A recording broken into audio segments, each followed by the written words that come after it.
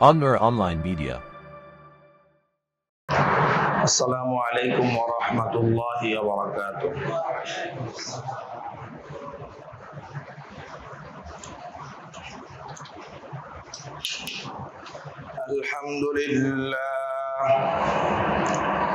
Alhamdulillah nahmaduhu wa nasta'inuhu wa nastaghfiruh wa na'udzu billahi min shururi anfusina ومن سيئات أعمالنا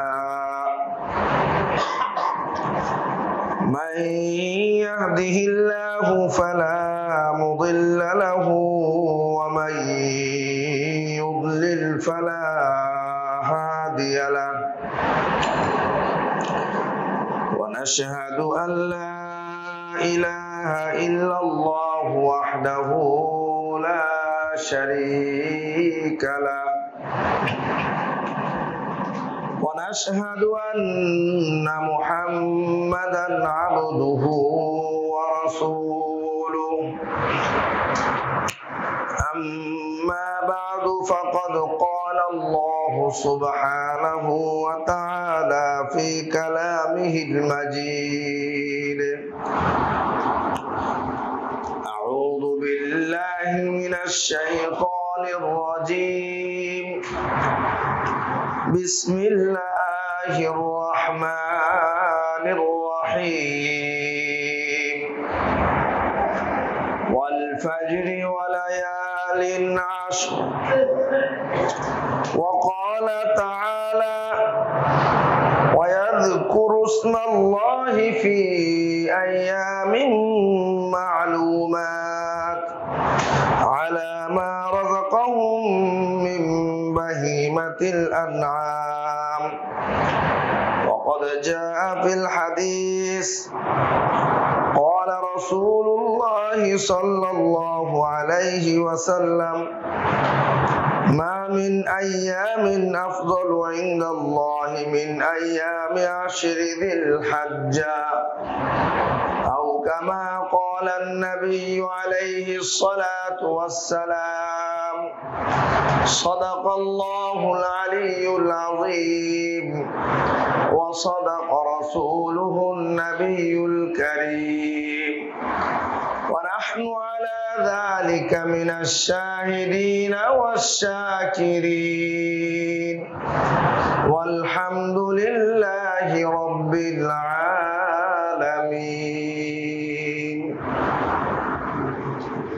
الحمد لله আল্লাহ রাব্বুল আলামিনের দরবারে অসংখ্য অগণিত শুকরিয়া আদায় করছি যে মহান রব্বুল আলামিন আমাদেরকে পবিত্র জুমার দিন সালাতুল জুমা আদায়ের উদ্দেশ্যে যথাসময়ে মসজিদে এসে উপস্থিত হওয়ার তৌফিক দান করেছেন। এজন্য কালিমাতু শুকর আদায় করে বলি আলহামদুলিল্লাহ। আজকে জিলকদ মাসের 29 তারিখ।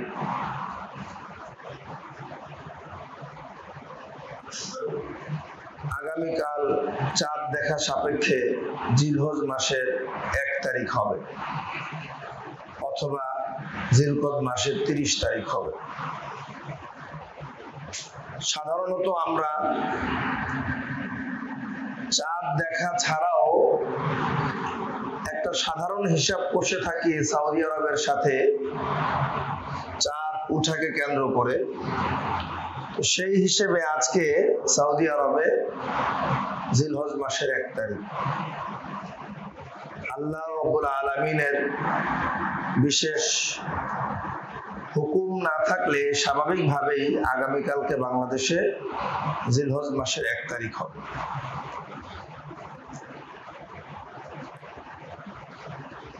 আল্লাহ সুবহানাহু ওয়া তাআলা মুমিন বান্দাদেরকে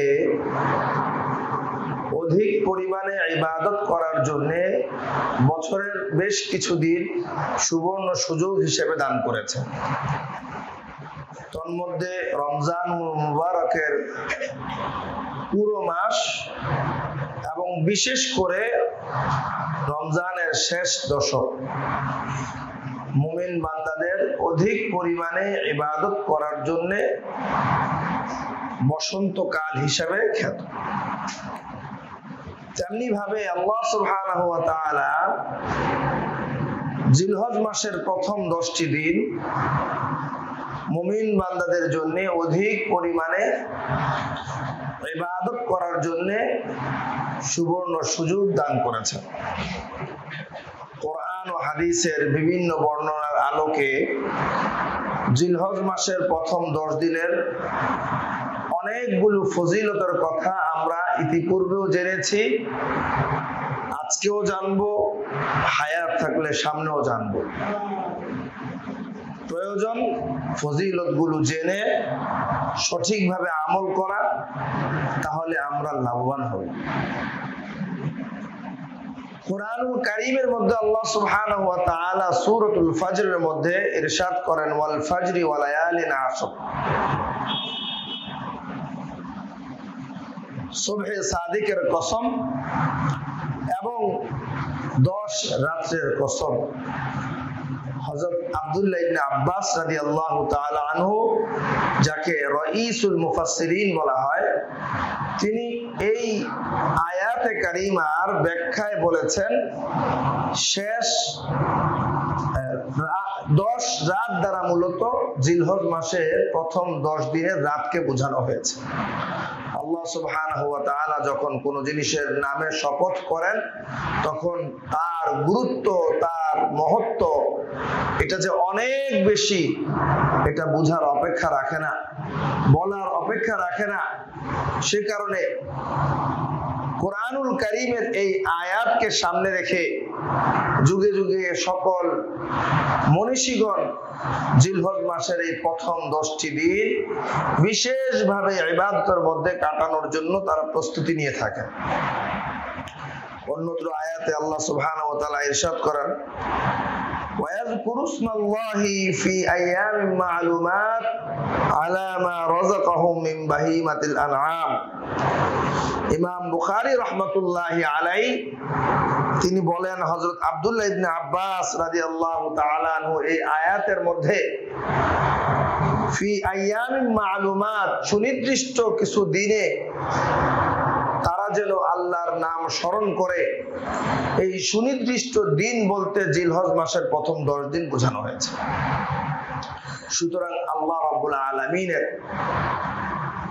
চাওয়া হচ্ছে তার বান্দারা যেন এই মাসের প্রথম 10 দিনে অধিক পরিমাণে আল্লাহ রাব্বুল আলামিনকে স্মরণ করে, তাকে স্মরণ করে গুনাহ থেকে বিরত থাকে এবং বিশেষ বিশেষ আমল করার মাধ্যমে তারা যাতে করে আল্লাহর নৈকট্য লাভ করতে পারে।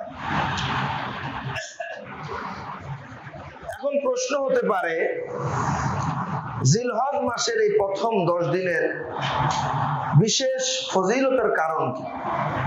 কেন আল্লাহ সুবহানাহু ওয়া তাআলা এই 10 দিনের শপথ করেছেন? কেন আল্লাহ সুবহানাহু ওয়া তাআলা এই বিশেষ দিনগুলোতে তার বান্দারা যেন তার বেশি বেশি করে স্মরণ করে এই নির্দেশনা দিয়েছেন? রাসূলুল্লাহ সাল্লাল্লাহু আলাইহি ওয়াসাল্লামের এক হাদিস থেকে আমরা জানতে পারি, তিনি ইরশাদ করেন, আফযালু আইয়ামিদ দুনিয়া আল আশর, দুনিয়ার মধ্যে যত দিন আছে, এখানে বছর উদ্দেশ্য, বছরের মধ্যে যত দিন আছে এর মধ্যে জিলহজ মাসের প্রথম 10 দিন আল্লাহ সুবহানাহু ওয়া তাআলার কাছে বেশি প্রিয়। সাহাবায়ে কেরাম জিজ্ঞাসা করলেন, ইয়া রাসূলুল্লাহ, এই 10 দিনে একটা আমল করা আর এই 10 দিনের বাহিরে আল্লাহর রাস্তায় জিহাদ করা, এই দুইটাকে যদি আমরা তুলনা করি, তাহলে আল্লাহর রাস্তার জিহাদ কি এই 10 দিনের আমলের চেয়ে অধিক ফজিলতপূর্ণ হবে না? রাসূলুল্লাহ সাল্লাল্লাহু আলাইহি ওয়াসাল্লাম ইরশাদ করেন, না, এই 10 দিনের বাহিরে যদি কেউ জিহাদের ময়দানেও যায়, তারপরেও তার সেই জিহাদের ময়দানে যাওয়া আর যারা এই 10 দিনের মধ্যে কোনো আমল করেছে তাদের আমল দুইটাকে এক করার সুযোগ নেই। আমার কাছে এই 10 দিন যারা আমল করেছে তাদের আমলই বেশি প্রিয়।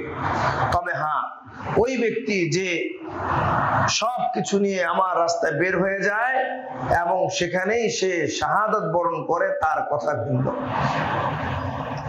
হযরত জাবের রাদিয়াল্লাহু তাআলা আনহু আরেকটি বর্ণনা এসেছে, তিনি বলেন মা মিন আইয়ামি আফজালি ইনদাল্লাহ মা মিন আইয়ামিন আফজালু ইনদাল্লাহ মিন আইয়ামি আশরিল হজ।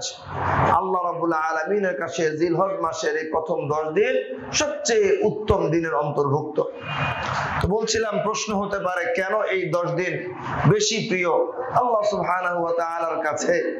এর একটা ব্যাখ্যায় বুখারী শরীফের গ্রন্থাগার ব্যাখ্যাকার ইবনে হাজার আসকালানী রাহিমাহুল্লাহ তাআলা বলেন যে ইসলামের 5টা স্তম্ভ আছে, ঈমান, নামাজ, রোজা, যাকাত এবং হজ। এই 5টা বিশেষ আমল আর কোন বছরের অন্য দিনে একত্রে সবগুলোর উপস্থিতি পাওয়া যায় না।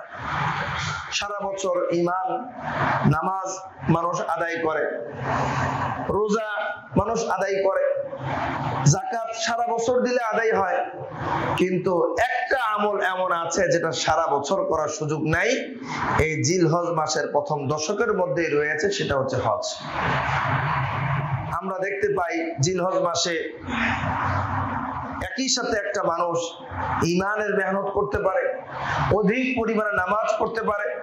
প্রথম 9 দিন ঈদের দিন ছাড়া রোজা রাখার বিধান আছে, বিশেষ করে আরাফার দিনে রোজা রাখার বিধান আছে। এমনি ভাবে এই 10 দিনের মধ্যে যদি কেউ যাকাত দেয় তাহলে সে যাকাত আদায় হবে।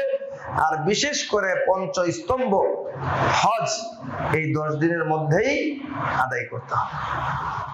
আবার অন্যতম আরেকটি ইবাদত যা সারা বিশ্বের মুসলমানরা মহা সমারোহে করে থাকে তা হচ্ছে কুরবানি। এই কুরবানিও এই 10 দিনের প্রথম দিন করে থাকে।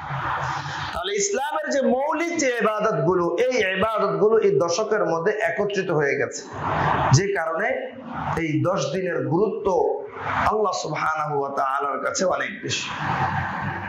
সুতরাং আমাদের উচিত এই 10 দিন আমরা ইনশাআল্লাহ পেতে যাচ্ছি, আগামীকাল থেকেই আমরা এর সঠিক ব্যবহার করার চেষ্টা করব। আবার জীবনে আরো একটা জিলহজ মাসের দশক পাবো কিনা আমরা জানি না, সে কারণে আমাদের কারো থেকেই যাতে করে অবহেলা না হয় এদিক থেকে আমরা খেয়াল রাখবো। অনেকেই এই জিলহজ মাসের 10ম দিন কোরবানি করে থাকে। তো আমি জিলহজ মাসের বিশেষ আমলগুলোর কথা বলবো। এর মধ্যে প্রথম যেটা বলবো, এটা যারা কোরবানি করেন তাদের জন্য, যারা কোরবানি করেন না তাদের জন্য। মাসআলাটা হচ্ছে এটা বিশেষ আমল। জিলহজ মাসে আসার আগেই, চাঁদ উঠার আগেই প্রত্যেকেই নিজেদের নখ, অবাঞ্ছিত লোম, চুল কাটা প্রয়োজন হলে চুল, এগুলো আমরা কেটে নিব। যারা কোরবানি করব তাদের জন্য এটা বিশেষ আমল। যারা কোরবানি করতে পারবো না তারাও আমরা এই আমলটা করব। এমনকি ছোট ছোট বাচ্চাদেরকেও আমরা এই কাজটা করাবো। তার নখ কেটে দিব, তার চুল কাটার প্রয়োজন হলে আমরা চাঁদ উঠার আগেই কেটে দিব। তার তো কোরবানি নাই, হ্যাঁ তার কোরবানি নাই, তারপরেও আমরা তাকে এই আমলের মধ্যে যুক্ত করে নিব। হাদিসের মধ্যে আসছে, ইয়া রাসূলুল্লাহ, আমি কি তাহলে আমার কাছে থাকা 1 বছরের, আমার ছেলের কাছ থেকে পাওয়া 1 বছরের একটা ছাগল আছে, 1 বছর না, যে দুধ খায় এরকম একটা ছাগলের বাচ্চা আছে, আমি কি এই ছাগলের বাচ্চা কোরবানি করব না? রাসূলুল্লাহ সাল্লাল্লাহু আলাইহি ওয়াসাল্লাম বলেছেন, না, তোমার এই ছাগলের বাচ্চা কোরবানি করার দরকার নেই, যেহেতু তার বয়স হয়নি। তুমি একটা কাজ করো, জিলহজ মাস আসার আগেই তোমার নখ, চুল এগুলো কেটে ফেলো এবং জিলহজ মাসের 10 তারিখের পরে, ঈদের নামাজের পরে তুমি এগুলো কাটবে। এটাই তোমার জন্য কোরবানি হিসেবে গৃহীত হবে। সুতরাং যারা আমরা কোরবানি করব অথবা করব না, সবাই আমরা এই আমলটা করবো ইনশাআল্লাহ। 2 নম্বর হচ্ছে ঈদের দিন ছাড়া বাকি যে 9 দিন আছে, সেই 9 দিন আমরা রোজা রাখার চেষ্টা করব। আলহামদুলিল্লাহ, আমরা তো 30 দিন রোজা রাখি। আমরা 30 দিন রোজা রেখে আরো বেশি সুস্থতা বোধ করি। সুতরাং আমরা যদি একটু নিয়ত করি যে না, আমি জীবনের আর যতগুলো জিলহজ মাস পাবো তার প্রথম 9 দিন লাগাতার আমি রোজা রাখবো, এটা আমাদের পক্ষে অসম্ভব। নয়, শুধুমাত্র ইচ্ছার প্রয়োজন। ঘরের সবাই পুরুষ মহিলা যদি রোজার পরিবেশ তৈরি হয়ে যায় তাহলে আর কষ্ট হবে না। কিন্তু যদি আমি রোজা রাখি, আমার বিবি সাহেবা রোজা না রাখে, বাচ্চারা রোজা না রাখে, অফিস থেকে আসার পরে যখন দেখবো বাচ্চারা খাচ্ছে, তখন আমার এমনিতেই খাবার খেতে মনে চাইবে। আমার অফিসের পরিবেশটা যদি এমন হয় যে আমি সবাইকে উদ্বুদ্ধ করেছি, কেউ আর টিফিন ক্যারিয়ারে করে অফিসে খাবার আনে না, বরং খাবারের সময় যার যার টেবিলে বসে কাজ করতে থাকে, তাহলে আমার আর খাবার কারণে কষ্ট হবে না। একটা পরিবেশ দরকার যে কোনো আমলের জন্য, আর এই পরিবেশটা আমাকে তৈরি করে নিতে হবে, কেউ আমাকে তৈরি করে দিবে না। আমার ঘরের পরিবেশ তো তৈরি করা খুবই সহজ, আমার অফিসের পরিবেশটা তৈরি করা কঠিন হতে পারে। সবার নাম্বার আছে, আজকে যদি আমরা ফোন দেই যে কালকে তো জিলহজ মাসের 1 তারিখ হতে পারে, আমরা চাচ্ছি যে অফিসের মধ্যে আমরা সবাই যারা এক রুমে কাজ করি সবাই ইনশাআল্লাহ আমরা রোজা রাখবো, কি বলো? এইভাবে তাদেরকে যদি আমরা কনভিন্স করতে পারি, তাহলে দেখবেন কালকে আর সে অফিসে আসার সময় খাবারে বাটি নিয়ে আসবে। সবার মধ্যে একটা এক বরকতময় পরিবেশ বিরাজ করবে, দেখা যাবে যে আমাদের জন্য রোজা রাখা সহজ হয়ে যাবে। এরপরেও যদি আমাদের পক্ষে স্বাস্থ্যগত কারণে 9 দিন রোজা রাখা সম্ভব না হয়, অন্তত আমরা আমাদের দেশে যখন জিলহজ মাসের 9 তারিখ হবে সেই দিন আমরা রোজা রাখবো। 3 নম্বর আমল হচ্ছে, 2 নম্বর হচ্ছে 9 দিন রোজা রাখা, আর 3 নম্বর হচ্ছে আপনার বিশেষ করে অন্তত 9 তারিখে রোজা রাখা। এর মধ্যে একটা অন্যতম আমল হচ্ছে গুনাহ থেকে বিরত থাকা। এই 10 দিনের নেক আমল যদি আল্লাহ রাব্বুল আলামিনের কাছে বেশি প্রিয় হয়, এই 10 দিনকে যে অবজ্ঞা করে তার এই অবাধ্যতাও আল্লাহ রাব্বুল আলামিনের কাছে বড় অপছন্দনীয় মনে হবে। সেজন্য এই 10 দিন বেশি বেশি করে গুনাহ থেকে বিরত থাকার চেষ্টা করা। তাছাড়া অন্যান্য যে আমলগুলো আছে, বিশেষ করে নামাজ অধিক পরিমাণে পড়ার চেষ্টা করা, তাহাজ্জুদের আমল করার চেষ্টা করা, জিকিরের মধ্যে থাকার চেষ্টা করা। কারণ আল্লাহ রাব্বুল আলামিন নিজে ইরশাদ করেছেন এই বিশেষ দিনগুলোতে যেন মানুষ জিকির করে, আল্লাহকে স্মরণ করে। একটা তো হচ্ছে আমি সর্বাবস্থায় যেখানেই থাকি না কেন আল্লাহ স্মরণ রাখা, আর একটা হচ্ছে বিশেষভাবে আল্লাহ রাব্বুল আলামিনের নাম উল্লেখ করে কিছু সময় মুখের মধ্যে আওড়ানো, যেমনটা হাদিসের মধ্যে আসছে সুবহানাল্লাহ, আলহামদুলিল্লাহ, আল্লাহু আকবার, লা ইলাহা ইল্লাল্লাহ, লা ইলাহা ইল্লাল্লাহ ওয়াহদাহু লা শারীকা লাহু, লাহুল মুলকু ওয়া লাহুল হামদ ওয়া হুয়া আলা কুল্লি শাইইন কাদির। এগুলো আমরা সবাই কম বেশি জানি। নামাজের আগে পড়ে কিংবা একটু অবসর সময়ে খারাপ লাগছে তো একটু চোখ বন্ধ করে নিজের কাজের চেয়ারে বসে কিংবা আমার বিছানায় যে অবস্থায় থাকি না কেন একটু মন দিয়ে আল্লাহ রাব্বুল আলামিনের কথা স্মরণ করা। এরপরে আরেকটা অন্যতম আমল হচ্ছে যাদের সামর্থ্য আছে তারা যেন জিলহজ মাসে হজ করে। এটা জিলহজ মাসের অন্যতম একটা আমল। হজের ফজিলত সীমাহীন এবং হজ না করার ক্ষেত্রে যে শাস্তির কথা এসেছে তা বড়ই মারাত্মক, বড়ই চিন্তার বিষয়।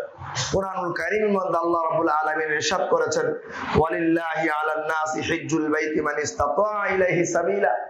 আল্লাহ রাব্বুল আলামিনের এটা হক, এটা ওনার পাওনা, এটা ওনার চাহিদা, ওনার আকাঙ্ক্ষা যে তার বান্দারা একমাত্র তার জন্য যেন হজ আদায় করে যদি তাদের সামর্থ্য থাকে। হজ হচ্ছে এমন একটা ইবাদত যেখানে অর্থ এবং কায়িক শ্রম দুইটাই অন্তর্ভুক্ত আছে।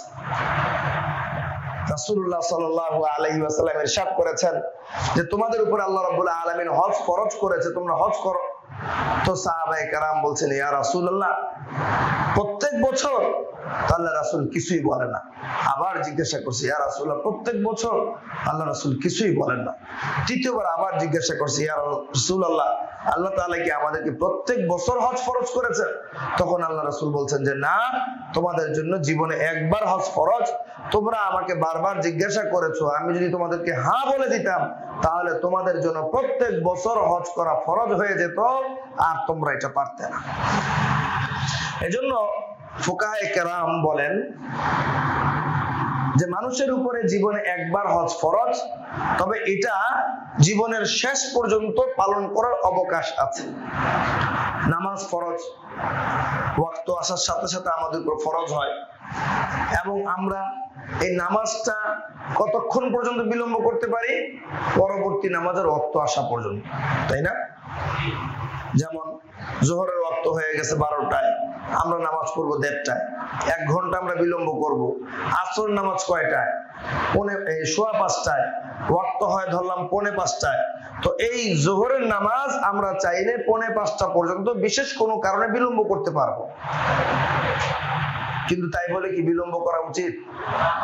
না আউয়াল ওয়াক্তে পড়া উচিত, শুরু ওয়াক্তে পড়া উচিত। তদ্রুপ হজ মানুষের উপরে যখনই ফরজ হয়ে যাবে তখনই তার উপরে এই হজের যে দায়িত্ব, সেই দায়িত্বটা আদায় করা আবশ্যক। যদিও তার জীবনের শেষ পর্যন্ত এটা পালন করার সুযোগ আছে, কিন্তু বিলম্ব করা উচিত না। এই ব্যাপারে হাদিসের মধ্যে বিভিন্ন ভাবে তিনি তার উম্মতদেরকে রাসূলুল্লাহ সাল্লাল্লাহু আলাইহি ওয়াসাল্লাম উদ্বুদ্ধ করেছেন, তোমরা দ্রুত অল্প সময়ের মধ্যে তোমরা হজ আদায় করো, কারণ তোমরা জানো না যে তোমরা কখনো অসুস্থ হয়ে যাবে, অথবা তোমাদের যাওয়ার জন্য যে মাধ্যম, সে মাধ্যম তোমরা হয়তো হারিয়ে ফেলবে, বাহন পাওয়া যাবে না, আবার নানান ধরনের ব্যস্ততা তোমাদেরকে ঘিরে ফেলবে, আর এইভাবে তুমি দুনিয়া থেকে চলে যাবে। হাদিসের মধ্যে আসছে এটাও যে রাসূলুল্লাহ সাল্লাল্লাহু আলাইহি ওয়াসাল্লাম বলেছেন, যে ব্যক্তির উপর হজ ফরজ হয়েছে কিন্তু সে হজ করলো না, যে ব্যক্তির উপর হজ ফরজ হয়েছে কিন্তু সে হজ করলো না, ওই অবস্থায় মারা গেল,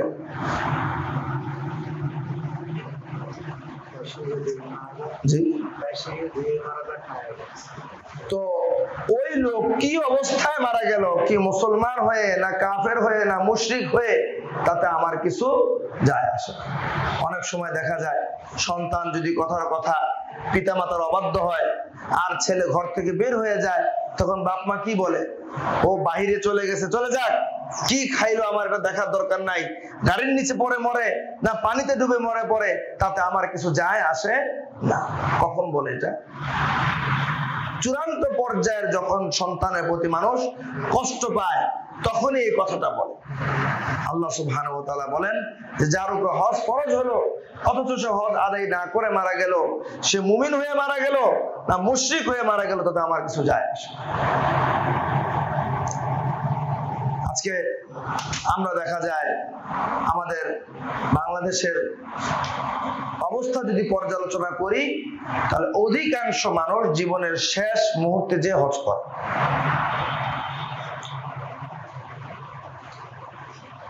হজ আমরা আগেই জেনেছি আর্থিক এবং শারীরিক দুটো বিষয়ের সমন্বিত কাজের নাম হচ্ছে হজ। আপনার টাকা আছে কিন্তু আপনার অর্থ নেই, এই সামর্থ্য নেই, তাহলে দেখা যাবে টাকা থাকলেও হজ করা সম্ভব হয় না, অনেক কঠিন হয়ে যায়।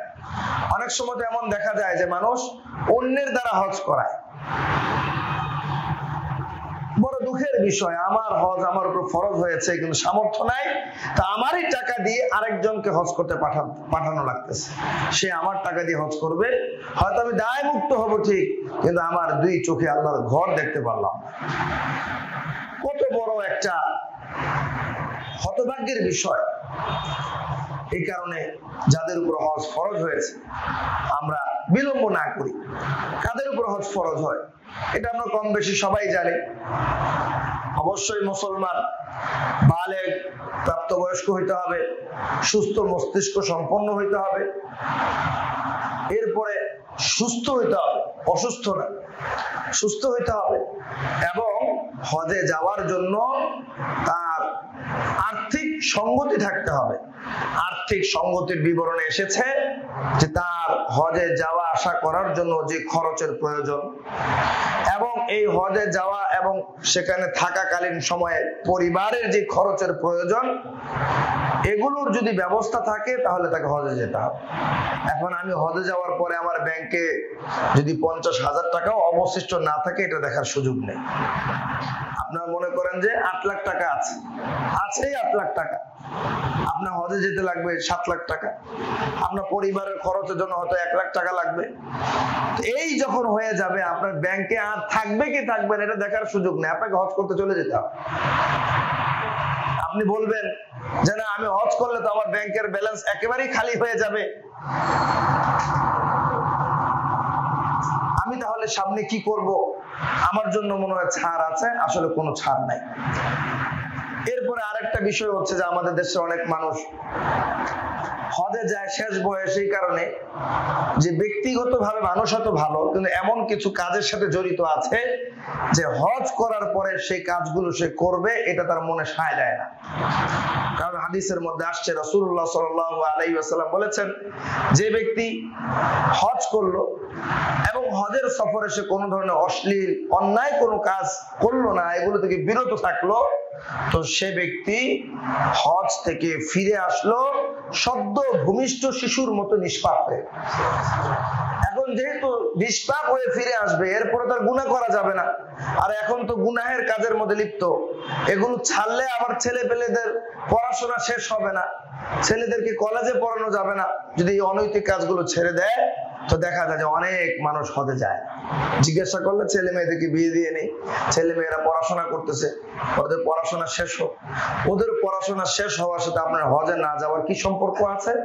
হয়তো বা খুঁজলে দেখা যাবে সম্পর্ক ওইটাই যে আমার ছেলের পড়ানোর জন্য প্রত্যেক মাসে আমার খরচ হয় 35,000 টাকা, আমি বেতন পাই হচ্ছে 25,000 টাকা, 35,000 টাকা জোগাড় করতে করব, অবশ্যই কোনো না কোনো অন্যায় উপায়ে আমাকে সেই টাকা উপার্জন করতে হবে।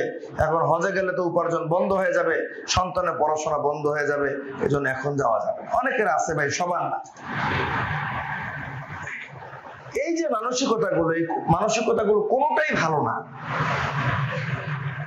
আমরা দুনিয়ার জন্য দিনকে বিসর্জন দেই, আল্লাহ রাব্বুল আলামিন নৈকট্যকে বিসর্জন দেই, আমাদের আখিরাতকে আমরা বিসর্জন দেই। বড়ই দুঃখের বিষয়, বড়ই পরিতাপের বিষয়। আমি একটা বাড়ি করছি, এই বাড়িটা আমি রেখে যাব, আমার সন্তান এই বাড়ি ভোগ করবে, অথচ এই বাড়ি করার জন্যই আমাকে জাহান্নামে জ্বলতে হবে। কি লাভ হলো ভাই? আমার সন্তানরা বাড়ি ভোগ করতেছে আর আমি এই বাড়িটা অবৈধ পয়সা দিয়ে করার কারণে আমাকে জাহান্নামের মধ্যে জ্বলতে হবে। অথচ আমরা এটাকেই প্রাধান্য দিই। একটা বাড়ি অবশ্যই করে যেতেই হবে, একটা কোম্পানি, একটা কারখানা আমাকে করে যেতেই হবে। আমরা এগুলোর প্রতি বিশেষভাবে মনোযোগী হয়ে আছি। এজন্য আমরা যাদের উপরে আলহামদুলিল্লাহ সামর্থ্য আছে, হজ ফরজ হয়েছে, কেউ বিলম্ব না করুন। সুস্থ অবস্থায়, সবল অবস্থায়, যৌবনের শুরুর দিকে যারা হজ করার সুযোগ পায় তারা বড়ই ভাগ্যবান। আল্লাহ রাসূল সাল্লাল্লাহু আলাইহি ওয়াসাল্লাম তিনি যেই আমল যেভাবে করেছেন, সেই আমল যদি সেভাবে করা হয় তাহলে এটা আল্লাহর কাছে কবুল হওয়ার ব্যাপারে বেশি আশা করা যায়। কি বলে? রাসূল নামাজ যেভাবে পড়েছেন আমরা সেভাবে পড়ার চেষ্টা করি, রাসূল যেভাবে রোজা রেখেছেন আমরা সেভাবে রাখার চেষ্টা করি, যা দিয়ে ইফতার করেছেন তা দিয়ে ইফতার করার চেষ্টা করি। অর্থাৎ আমাদের চেষ্টা থাকে রাসূলের মতো করে আমলটা করা। তো নামাজ তো জীবনে প্রতিদিন 5 ওয়াক্ত করে পড়লে আমার যতটা দিন বাকি থাকবে ততবারই আমি পড়তে পারবো। এই ওয়াক্তে যদি সুন্নত অনুযায়ী না হয়, পরের ওয়াক্তে না হয় আমি ঠিক করে নিতে পারবো, কিন্তু হজ তো জীবনে একবার ফরজ।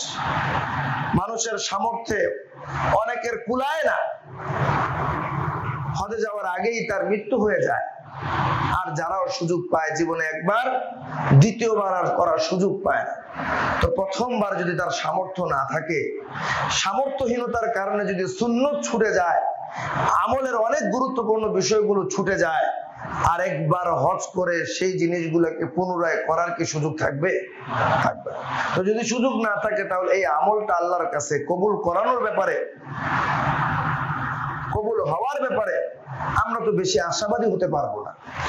এই জন্য ভাই, আমাদের যাদের সামর্থ্য আছে আমরা অবহেলা না করি। দিন যত যাচ্ছে হজের খরচ বেড়ে যাচ্ছে, আমাদের ইচ্ছায় কিংবা অনিচ্ছায় হজের খরচ বেড়েই চলছে। এক সময় মানুষ 7 লক্ষ টাকায় 3 জন হজে যেতে পারতো, এখন একজনও যেতে পারে না, এমন অবস্থা। সরকারকে না দিতে হয় 7 লাখ, কিন্তু আপনার ব্যক্তিগত যে প্রসেসিং, আপনার যে নিজের প্রস্তুতি, দেখা যাবে আরো 50,000 খরচ হয়ে গেছে। হজের সফরে যাওয়ার সময় 10, 20, 50,000 টাকা সবাই সাথে করে নিয়ে যায়, 8 লাখ টাকা। আবার আসবেন, কিছু না নিয়ে আসলে কেমন হয়? ওখান থেকে আবার মার্কেটিং করে আসতে 1 লাখ টাকা লাগে। তো কম বেশি মোটামুটি মধ্য আয়ের মানুষ যারা, তাদের 10 লক্ষ টাকা খরচ হয়ে যায় বর্তমানে হজে গেলে। আমরা দিন যত যাবে ততই আমরা চাপের মধ্যে পড়বো। এই জন্য যাদের আলহামদুলিল্লাহ সামর্থ্য আছে, আমার ব্যাংকে কি থাকলো না এটা আমার দেখার দরকার নাই। আল্লাহর সন্তুষ্টির জন্য আমার খরচ করার সুযোগ এসেছে, আমি খরচ করি। একই সময়ে আমার ব্যাংকে 8 লাখ টাকা আছে। এমন তো মানুষ আছে যার আজকের খাবার কিনে খাওয়ার জন্য 8 টাকাও নাই, আছে না? খাবার কিনে খাওয়ার জন্য 8 পয়সাও নাই, কিন্তু আমার ব্যাংকে 8 লক্ষ টাকা আছে। কে দিয়েছে ভাই? তো যে আল্লাহ সুবহানাহু ওয়া তাআলা একই সময়ে যার কাছে এখনো 8 টাকাও নাই অথচ আমাকে 8 লক্ষ টাকা দিয়েছেন, সেই আল্লাহ সুবহানাহু ওয়া তাআলার সন্তুষ্টির জন্য আমি যদি আমার পুরোটাই আমি ব্যয় করে দেই, সেই আল্লাহ সুবহানাহু ওয়া তাআলা কি আমাকে 80 লক্ষ টাকার মালিক বানাতে পারেন না? হাদিসের মধ্যে আসছে রাসূলুল্লাহ সাল্লাল্লাহু আলাইহি ওয়াসাল্লাম বলেছেন, তাবিউ বাইনাল হজ্জ ওয়াল উমরা, তোমরা একের পর এক হজ উমরা করতে থাকো। হজ করছো পরে উমরা করো, উমরা করেছো হজ করো। আল্লাহ রাসূল বলেন, কেননা এই দুইটা জিনিস তোমার দুইটা জিনিসকে দূর করে দিবে। কেমন করে দূর করবে? তিনি বলেন, যেমনি ভাবে র‍্যাপ জং ধরা লোহাকে ঘষলে পরে ওই লোহার গা থেকে জং দূর করে একেবারে নিকেলের মতো করে চকচক করে দেয়, পরিষ্কার করে দেয়, কোনো ধরনের জং থাকে না। একের পর এক যদি কেউ হজ এবং উমরা করে, আল্লাহ রাব্বুল আলামিন এর বদৌলতে দুইটা জিনিস দূর করে দিবে। একটা হচ্ছে গুনাহ, তার গুনাহ থাকবে না। তার গুনাহ থাকবে না। গুনাহ কিভাবে থাকবে? আপনি আরাফার ময়দানে হাজির হয়েছেন হজের উদ্দেশ্যে, আল্লাহ রাসূল বলতেছে সেখানে আপনার হজ যদি আপনি সঠিকভাবে পালন করে থাকেন, আপনার জ্ঞাত সারে, আপনার অজানা অবস্থা ভুল হয়ে গেলে সেটা আল্লাহ মাফ করে দিবে। জেনে বুঝে আপনি কোনো ভুল করছেন না, আল্লাহ রাসূল বলেন আপনি সদ্য ভূমিষ্ঠ শিশুর মতো নিষ্পাপ হয়ে বাড়িতে ফিরে আসবেন। এমনকি অনেক উলামায়ে কেরাম বলছেন যে এই আরাফার ময়দান থেকে যখন মানুষ ফিরে আসে, এরকম অনেক গুনাহ আছে যে গুনাহ তওবা করলে মাফ হয় না, তওবা করতে হয়, তওবা করলে মাফ, তওবা ছাড়া মাফ হয় না। এমনকি এমনও অনেক গুনাহ আছে যেগুলো মানুষ মাফ না করলে মাফ হয় না।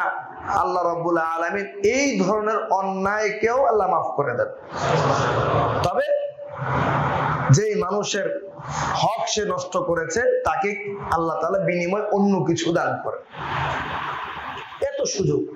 তাহলে হজ এবং উমরা একের পর এক যদি কেউ করে, তার জীবনের সকল গুনাহ মাফ হয়ে যায়। আর 2 নম্বর হচ্ছে, আমরা তো অর্থের অভাবে দারিদ্রতার ভয়ে হজ উমরা করা থেকে বিরত থাকি। আল্লাহ রাসূল বলেন সেই দারিদ্রতাকে দূর করে দেয়। এজন্য আপনি হজ করলেন, আপনার 8 লাখ টাকা খরচ হয়ে গেল, আপনি উমরায় গেলেন, আপনার 1.5 লক্ষ টাকা খরচ হয়ে গেল না ভাই। আল্লাহ রাসূল বলছেন আপনার দারিদ্রতা দূর হয়ে যাবে, আপনার পরিবারের মধ্যে প্রাচুর্যতা আসবে। আপনারা খোঁজ করে দেখবেন, যারা আল্লাহর ঘরের পাগল হয়ে আল্লাহকে খোঁজার জন্য, আল্লাহর সান্নিধ্য পাওয়ার জন্য, বাইতুল্লাহর সামনে যে নিজেকে উপস্থিত করার জন্য নিজের জমানো পয়সা, নিজের আর্থিক সংগতি সবটাই খরচ করেছে, আপনারা আজকে থেকে থিসিস করা শুরু করেন, আমার বিশ্বাস আপনি 1000 বছর পার হয়ে যাবে, এমন একজনকেও খুঁজে বের করতে পারবেন না যে ব্যক্তি হজ উমরা করার কারণে দরিদ্র হয়ে গেছে। কারণ আপনি যদি একজনকে খুঁজে পান, আল্লাহ রাসূলের সেই হাদিসের সত্যতা অনেকটা মিথ্যায় পরিণত হবে। আল্লাহ রাসূল বলতেছে দারিদ্রতা দূর হবে, আর আপনি হজ করতে যে আপনার দারিদ্রতা চলে আসে, দুইটা সম্পূর্ণ বিপরীত না? আপনি পাবেন না। যেই দারিদ্রতার ভয়ে আমি হজ এবং উমরা থেকে বিরত থাকছি, আল্লাহ রাসূল যদি বলেন যে হজ উমরার মাধ্যমেই তোমার দারিদ্রতা দূর হবে, তাহলে আমাদের আর বিরত থাকার, বিলম্ব করার কি দরকার?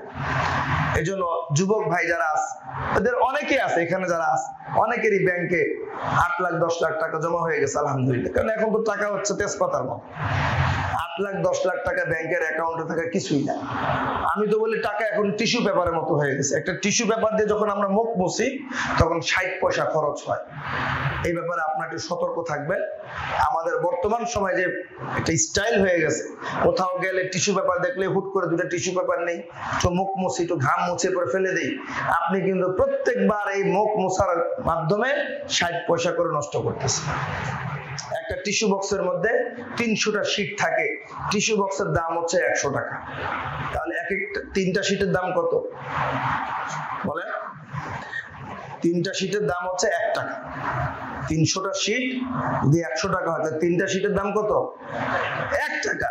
2টা শীট দিয়ে একটা টিস্যু হয়। তাহলে আপনি যখন 1 টাকাকে 3 ভাগ করার পরে 2 দিয়ে গুণ করবেন, তাহলে একবার আপনি একটা টিস্যু পেপার দিয়ে মুখ মুছলেন, মানে 66 পয়সা আপনি মুখ মুছে ফেলে দিলেন। টাকা টিস্যু পেপার না হলে মানুষ কিভাবে টাকা নষ্ট করে আমি মনে বুঝাতে পারিনি আপনাদের। আমরা মনে করি এটা স্টাইল। আগে মানুষ রুমাল ব্যবহার করতো, রুমাল একবার উজু করতো, মুছে যেত, দেখতাম যে নামাজের আগে এরকম শুকায় ফেলতো, পকেটে ভরতো, আবার ময়লা হইতো, আবার ধুইতো, রিইউজ করতো, পয়সা নষ্ট হইতো না। এখন প্রতিদিন যারা প্রচুর পরিমাণে টিস্যু ব্যবহার করে, উনি হিসাব করলে দেখবে শুধু ময়লা পরিষ্কার করে প্রতিদিন 10 থেকে 20 টাকা উনি নষ্ট করে। জীবনে বরকত আসবে কোত্থেকে?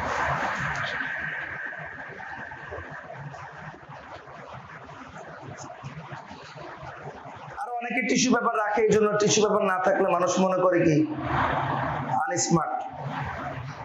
এই ঘরে টিস্যু পেপার নেই, যার কারণে রাখে। আগে দেখতেন বিয়ে বাড়িতে গেলে গামছা নিয়ে আসতো খাওয়ার পরে হাত ধোয়ার জন্য, তাই না, হাত মোছার জন্য। এখন আর গামছা নাই। যাই হোক, এটা অপ্রাসঙ্গিক কথা বললাম। তো বর্তমান সময়ে সব মোটামুটি কম বেশি সবার অ্যাকাউন্টে 10-12 লাখ টাকা থাকে। যাদের আছে, আল্লাহর রাস্তায় আপনারা হজের ব্যাপারে বিলম্ব করবেন না। এটা অনেক বড় ফজিলতের কাজ। কয়েক জুমা লেগে যাবে এই বিষয়ে আলোচনা করার জন্য,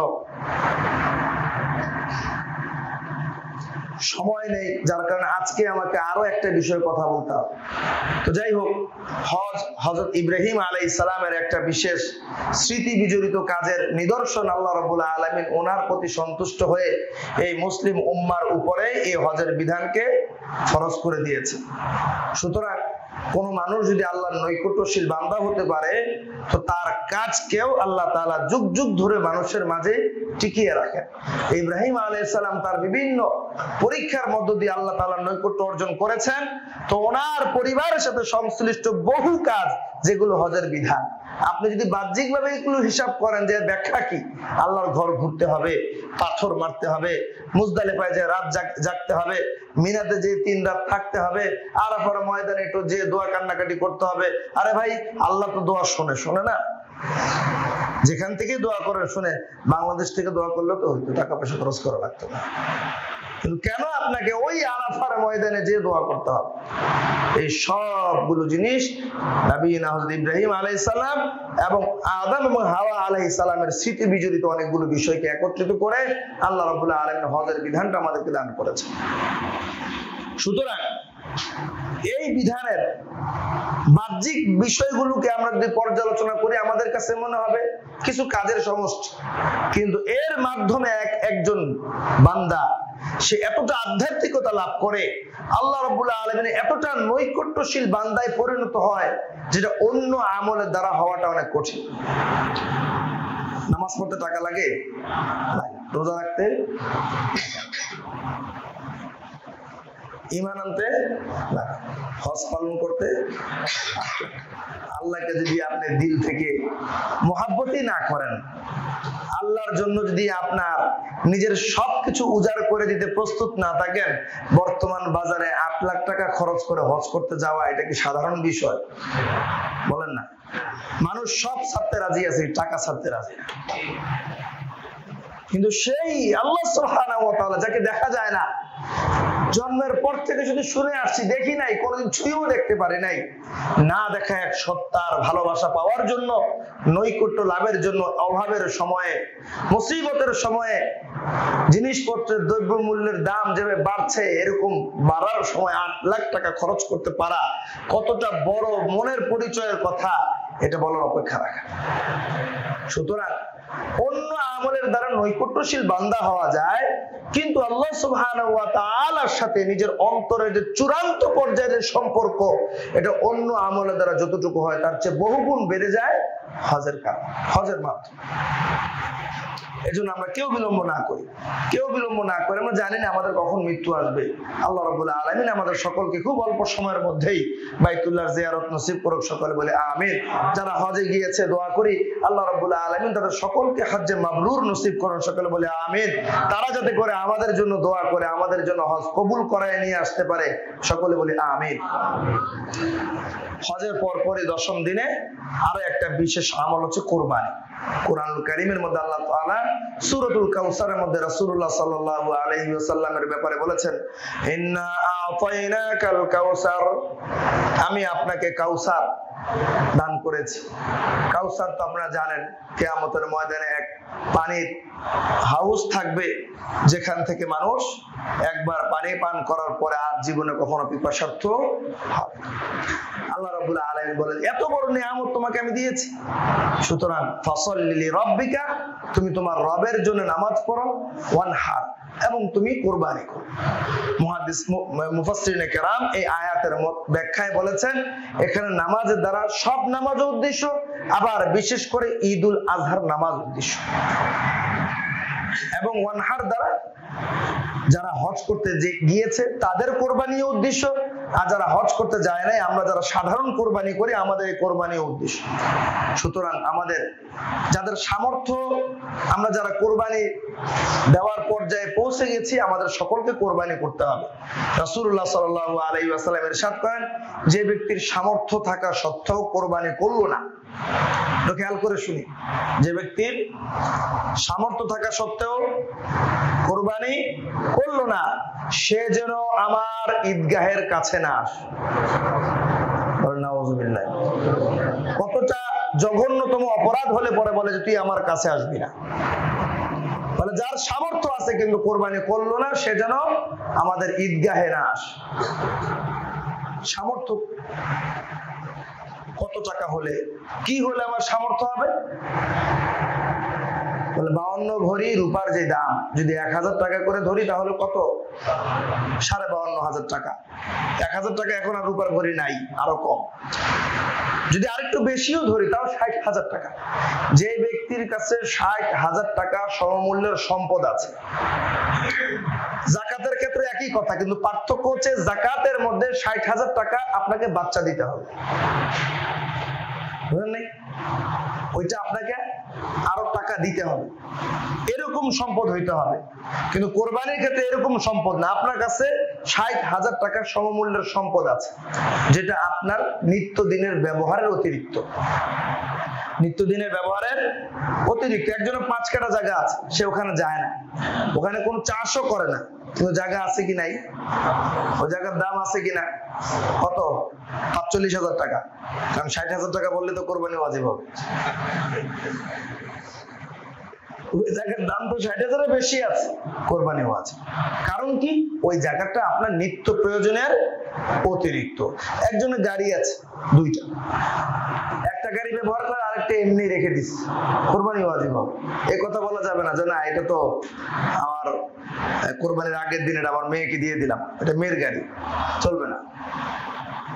একজন মানুষের ঘড়ি আছে, লাখ টাকার ঘড়ি থাকে, সবসময় ব্যবহার করে একটা, 5টা সে রেখে দিচ্ছে, এক একটা ঘড়ির দাম 50,000 টাকা করে, 4টা ঘড়ির দাম কত? 2 লাখ টাকা। কোরবানি ওয়াজিব হয়ে যাবে।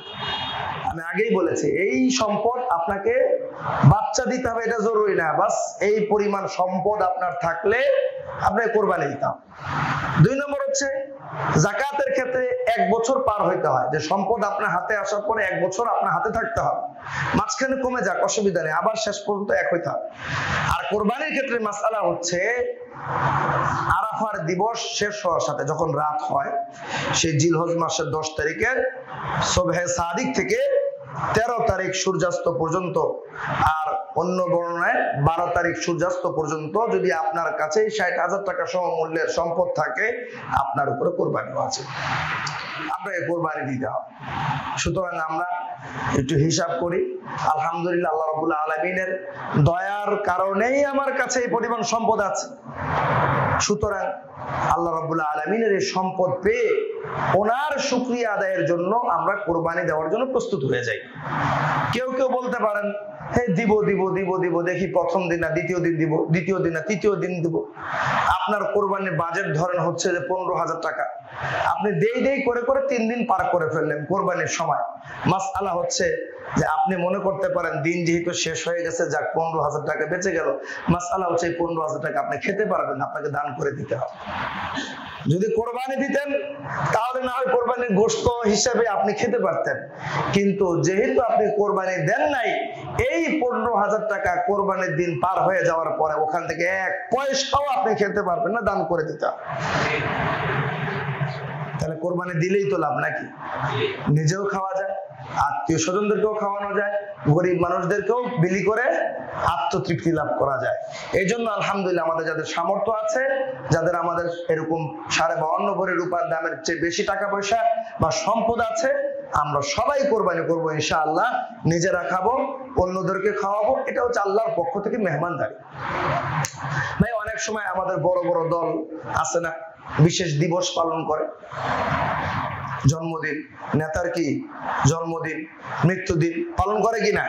তো গভর্নমেন্ট আসুক অথবা দলের লিডার আসুক, সব জায়গায় খাবারের ব্যবস্থা করে কিনা? আচ্ছা, খাবারের যে ব্যবস্থা করে সব জায়গায় কি গভর্নমেন্ট অথবা দল কি টাকা দেয়, নাকি প্রত্যেকটা ইউনিটকে বলে দেয় যে তোমরা তোমাদের মতো করে আভ্যন্তরীণ ব্যবস্থা করো? সবাই যার যার মতো করে ব্যবস্থা করে, কিন্তু ব্যানারে কি থাকে? অমুক নেতার জন্মদিন উপলক্ষে সকলকে কি করা হচ্ছে? মেহমানদারি করানো হচ্ছে। যারা করায় তারাও আত্মতৃপ্তি লাভ করে, যারা খায় তারাও ওই নেতার মেহমানদারি গ্রহণ করার কারণে তারাও কি হয়? নেতার বন্দনা গায়। আল্লাহ সুবহানাহু ওয়া তাআলা বলেন যে এই কোরবানি যা হচ্ছে এগুলো আমার নামে দিয়েছো। আমি যদি খালি বলে দিতাম যে এই গোশতের মধ্যে একটু তাকানোও যাবে না, খালি জবাই করে, যেমন মাস্তানরা বলে না যে পিছন দিকে তাকাবি না, একবারে গুলি করে দেব, উল্টা দিকে দৌড় দে। আল্লাহ যদি বলতেন পাহাড়ের চূড়ায় যে তোমার 10 লাখ টাকার গরুটা জবাই করবা, একটু তাকানো যাবে না, উল্টা দিকে যাইতে হবে, সব রেখে চলে আসতে হতো না? তাহলে গরুটা কার? আল্লাহ। যে কোরবানিটা আমি দিলাম এটা মূলত কার? আল্লাহ। আল্লাহ সুবহানাহু ওয়া তাআলা বলেন, বান্দা তোমার ফিরে যাওয়া লাগবে না, আমার নামে দিছো, আমি খুশি হয়ে গেছি, যাও পুরোটাই নিয়ে যাও, আমার পক্ষ থেকে তুমি জমিনের মানুষকে মেহমানদারি করো। সুতরাং আল্লাহ রাব্বুল আলামিনের এই মেহমানদারির অংশীদার হতে পারা, এটা যে কত বড় সৌভাগ্যের ব্যাপার, এটা আমাদেরকে যদি অনুধাবন করতে পারি তাহলে কোরবানির কাজটা করা সহজ হয়ে যাবে। আল্লাহ রাব্বুল আলামিন আমাদের সকলকে মহা সমারোহে আনন্দের সাথে কোরবানির জন্য প্রস্তুতি নেওয়ার তৌফিক দান করুন। ওয়া আখিরু দাওয়ানা আলহামদুলিল্লাহি রাব্বিল আলামিন।